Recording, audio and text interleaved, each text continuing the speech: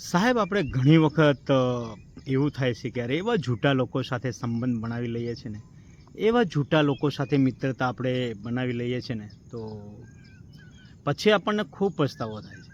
પણ શું કરીએ યાર? જ્યારે જે વખતે શરૂઆત હતી, જ્યારે જે વખત આપણે શરૂઆત કરવી હતી, ત્યારે આપણે બધું જોયું ના, વિચાર્યું ના. એટલે યાર પછી પસ્તાવાનો કોઈ મતલબ નથી અને પસ્તાવો ઘણો બધો થાય છે.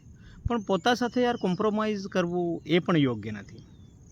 મેં ઘણા એવા મિત્રોને જોયા છે, ઘણા એવા લોકો મારા સાથે સંકળાયેલા લોકોને પણ મેં નજીકથી જોયા છે દોસ્તો.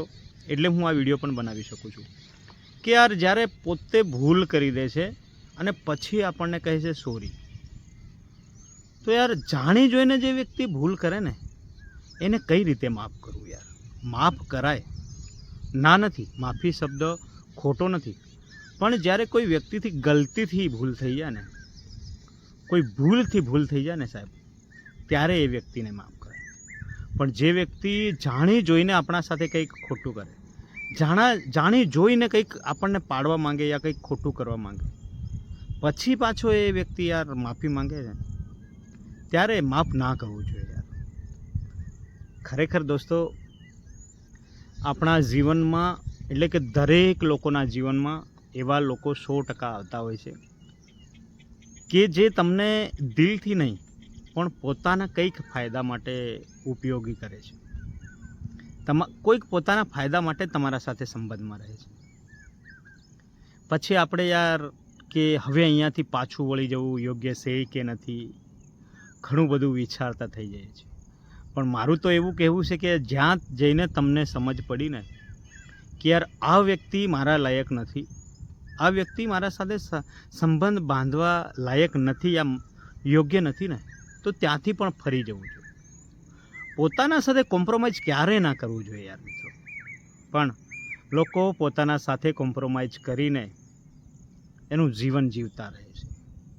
સાહેબ, જ્યારે શરૂઆતના દિવસો હોય છે ને, ત્યારે કોઈ પણ લોકો આપણાથી પ્રેમથી વાતો કરે છે, ખૂબ જ મીઠી મીઠી વાતો કરે છે, લાગણીની વાતો કરે છે, આપણને ખૂબ સમજે છે એવું પણ લાગે છે. પણ જ્યારે ધીરે ધીરે આપણા સંબંધો થોડા જૂના થતા જાય છે ને, થોડા આગળ વધતા જાય છે ને, ત્યારે આપણા સાથે ખરાબ વર્તન, ખરાબ બિહેવિયર કરતા થઈ જાય છે. પછી પણ આપણે એને છલાવતા રહીએ તો કાયમ માટે એ વ્યક્તિની જીદ બની જાય છે, એ વ્યક્તિનું એક કામ બની જાય છે. એટલે જ્યારે પણ કોઈ વ્યક્તિ આપણી સાથે આવા શબ્દોનું વર્તન કરે, આપણને કંઈક બોલે, આપણી સાથે ખરાબ બિહેવિયર કરવા લાગે ને, ત્યારે શરૂઆતમાં જ કહી દેવું કે યાર મારા સાથે આ નહીં ચાલે. હા, મજાક વસ્તુ અલગ છે. કોઈક વ્યક્તિ કદાચ કંઈક બાબતમાં આપણા સાથે મજાક કરે, આપણો મજા લે, એ વસ્તુ અલગ છે. કેમ કે જીવનમાં ખુશ રહેવું પણ જરૂરી છે. પણ જે વ્યક્તિ જાણી જોઈને ભૂલ કરે છે ને, જાણી જોઈને આપણને ખરાબ જોવાડવાની કોશિશ કરે છે, અથવા તો આપણને ખરાબ સાબિત કરવાની કોશિશ કરે છે ને, એવા વ્યક્તિને ક્યારે માફ ના કરતા. એવા વ્યક્તિની માફી એ વ્યક્તિ માફી લાયક જ નથી દોસ્તો. કેમ કે કોઈક વ્યક્તિ કદાચ દિલથી આપણા સાથે ખોટું કરવા ના માંગતો હોય, કોઈક વ્યક્તિ કદાચ આપણને નીચું જોવાડવા ના માંગતો હોય, અથવા તો ખરાબ વર્તન ના કરવા માંગતો હોય, પણ એના ગુસ્સાથી, એ કંટ્રોલ ના કરી શકવાથી આપણને ભૂલી જાય છે, અથવા તો એ એના જીદના કારણે બોલી જાય છે, અથવા તો એ ટાઈમ પર એને વધારે ગુસ્સો હોય છે ત્યારે એ બોલી જાય છે ને, તો એવા વ્યક્તિને માફ કરી દેવું જોઈએ દોસ્તો. પ્રેમથી, હા, પ્રેમથી માફ કરી દો એટલે તમે હર વખત માફ કરી દો એ પણ ના ચાલે. પણ પ્રેમથી તમારે એને સમજાવવાનું કે યાર ભાઈ આ વસ્તુ યોગ્ય નથી, આ તે ખોટું કર્યું છે, કંઈ વાંધો નથી, પણ આગળથી આવું ભૂલ ના કરતો, આવું કહીને એને માફ કરી દેવું જોઈએ યાર. કેમ કે અમુક વખત માફીને લાયક લોકો હોય છે, પણ ભૂલથી કોઈ વ્યક્તિ આપણને ભૂલ કરે છે ને, એને માફ કરો. પછી જાણી જોઈને તમને નીચું જોવડાવવા કરે, જાણી જોઈને તમને કંઈક તમારા પાસેથી છીનવવા માટે કરે, એવા વ્યક્તિને ક્યારે માફ ના કરો યાર. અને એવા વ્યક્તિની નજીક પણ ના રહેવું જોઈએ. આપણે દૂર આપણો રસ્તો જ બદલી લેવો જોઈએ. સાહેબ, જો પોતાના સાથે આપણે કંઈક કોમ્પ્રોમાઇઝ કરીએ છીએ ને, તો અંદરથી આપણે ખૂબ દુઃખી થઈએ છીએ.